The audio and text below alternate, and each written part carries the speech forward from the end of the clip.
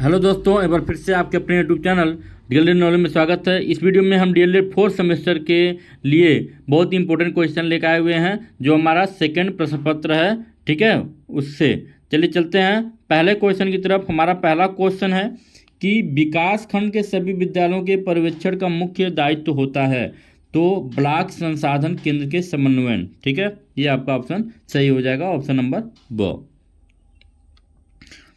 अगला जो हमारा प्रश्न है कि राष्ट्रीय अध्यापक शिक्षा परिषद की स्थापना कब हुई थी। ठीक ना, एनसीटी।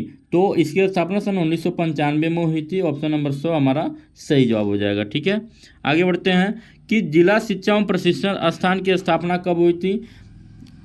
संस्थान की स्थापना हुई तो किसके आधार पर, ये आपको बताना है।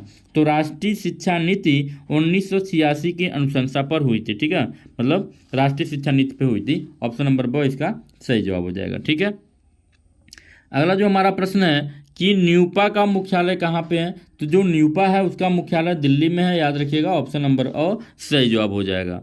आगे बढ़ते हैं कि निःशुल्क एवं अनिवार्य शिक्षा का अधिकार अधिनियम कब पारित हुआ। तो ये पारित हुआ था सन 2009 में, ऑप्शन नंबर अ हमारा सही जवाब हो जाएगा। ठीक है, आगे बढ़ते हैं कि पाठ्य सहगामी क्रियाकलाप की विशेषताएं क्या हैं। तो ये सभी विशेषताएं हैं, उपयुक्त सभी इसका सही जवाब हो जाएगा।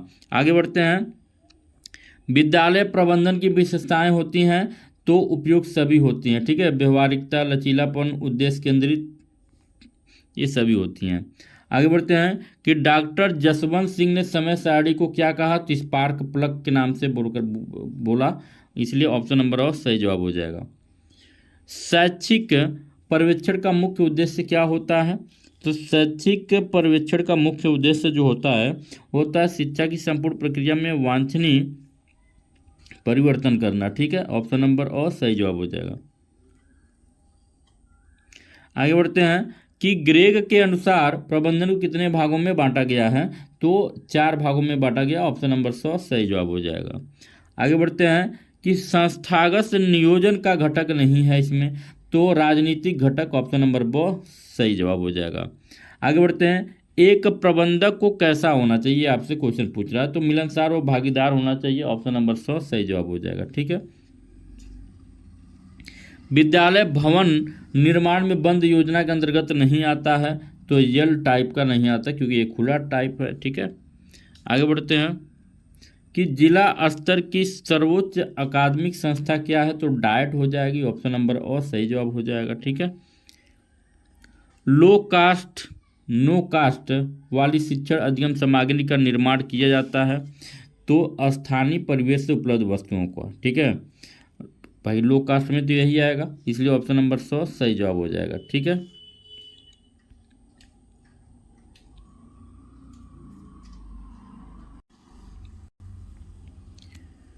अगला जो प्रश्न है, राज्य हिंदी संस्थान किसकी अनुनांशिक संस्थान है। तो ये हो जाएगा आपका उत्तर प्रदेश शासन का, ऑप्शन नंबर और सही जवाब हो जाएगा। ठीक है, अगला जो हमारा प्रश्न है कि प्रबंधन सहायक होता है। प्रबंधन सहायक होता है तो किसके लिए। तो नियोजन में, अभिप्रेरणा में, नियंत्रण, उपयोग सभी में, ऑप्शन नंबर 2 सही जवाब हो जाएगा। आगे बढ़ते हैं कि सर्वोत्तम शिक्षा व्यवस्था सहयोग शिक्षकों के अभाव में असफल हो जाती है, जबकि अच्छे शिक्षकों के सहयोग से दूसरी शिक्षा प्रणाली भी ठीक कर दी जाती है। कथन किसका है। तो डॉक्टर राधा कृष्णन का ये कथन है। समय सारणी को कहा जाता है। तो समय सारणी को क्या कहा जाता है। तो विद्यालय की दूसरी घड़ी कहा जाता है, ऑप्शन नंबर और सही जवाब हो जाएगा। समस्या समाधान का प्रमुख अंग क्या है। तो निर्णयन प्रक्रिया है, ऑप्शन नंबर 100 सही जवाब हो जाएगा। राज्य शिक्षा संस्थान कहाँ स्थित है। तो प्रयागराज में, ऑप्शन नंबर 100 सही जवाब हो जाएगा। इंदिरा गांधी मुक्त विद्यालय, जिसको हम इग्नू के नाम से जानते हैं, उसकी स्थापना कब हुई थी। सन 1985 ईस्वी में हुई थी, ऑप्शन नंबर ब सही जवाब हो जाएगा। राष्ट्रीय शैक्षिक अनुसंधान एवं प्रशिक्षण परिषद का मुख्यालय स्थित है। तो नई दिल्ली में स्थित है, ऑप्शन नंबर और सही जवाब हो जाएगा। आंग्ल भाषा शिक्षा संस्थान कहाँ पे स्थित है। तो प्रयागराज में स्थित है, तो ऑप्शन नंबर ब इसका सही जवाब हो जाएगा। अब बढ़ते हैं अगले क्वेश्चन की तरफ।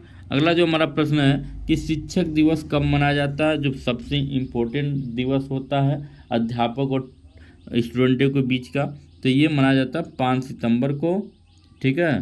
5 सितंबर को हर साल मनाया जाता है। ऑप्शन नंबर अ सही जवाब है। तो वीडियो कैसा लगा कमेंट करके ज़रूर बताएं।